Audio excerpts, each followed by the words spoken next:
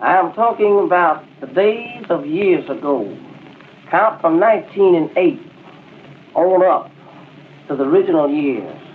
Back in the years of those days, blues had started to be original in 1914.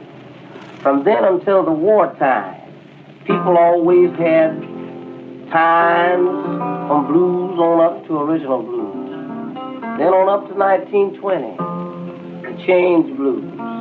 After then, there was more blues. After then, it come the jazz blues, something like this. And after then, there's more blues, come the fast pieces.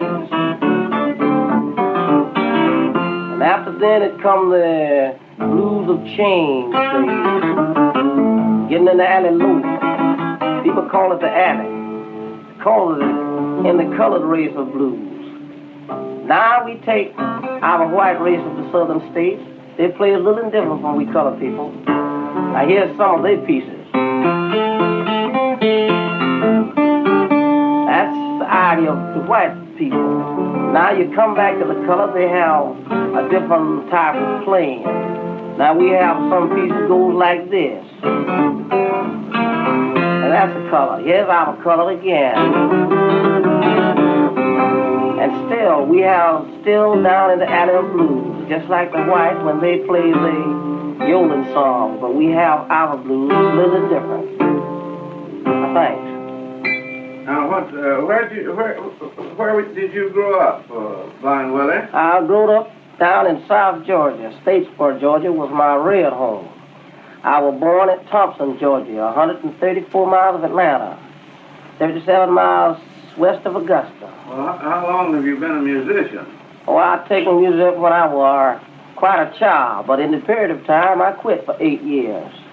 After the 8 years, I went back to playing as I entered into blind school, Macon, Georgia.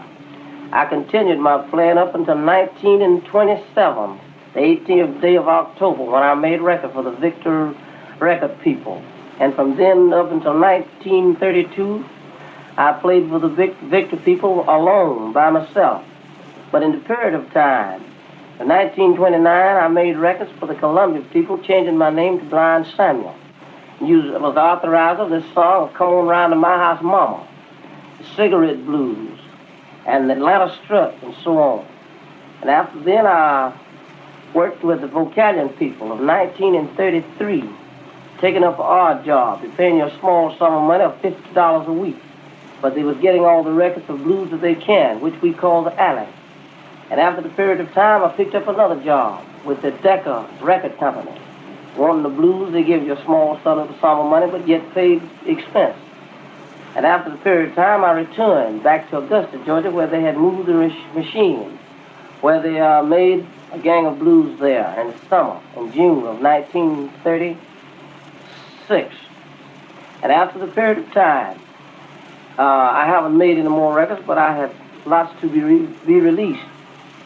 And at the meantime, my different managers that I worked under started under Mr. Ralph S. Peer, 1619 Broadway of New York. After the period of time, I worked under W.R. Calloway, Mr. A.E. Savage of 1776 Broadway of New York. After the period of time, I worked under Mr. Dave Cap of 666 Lakeshore Drive in Chicago, Illinois. Well, tell me more about your blindness. Who ran this school down at Macon? Well, it was run by the state of Georgia.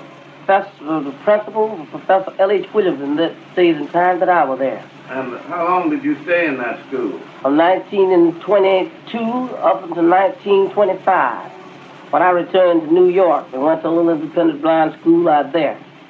From there, I went with a friend of mine to Michigan and studied over there as learning to read the Braille. And in the meantime, I returned back to Georgia on my travel. I followed shows, different shows around, medicine shows, carnivals, and all different types of little funny shows after a period of record making. Well, what do you know about Blind Willie Johnson? Blind Willie Johnson was a personal pal of mine. He and I played together over many different parts of the states and different parts of the country, from Maine to the Mobile Bay. But I returned, departed from him in Union, Missouri. He and I met up again in Little Rock, Arkansas. Well, now, what do you consider his best music?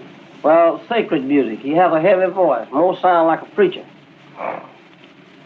And does he play the guitar with his sacred music? Sure, he plays the guitar with the sacred music with the steel ring. And you think Blind Willie Johnson is dead, do you? I think Blind Willie Johnson is dead, according to a letter I got from his wife. But he was a very good friend of mine, and he was a notable singer in his type of singing. Did he play a 12-string guitar? Only a 6-string guitar.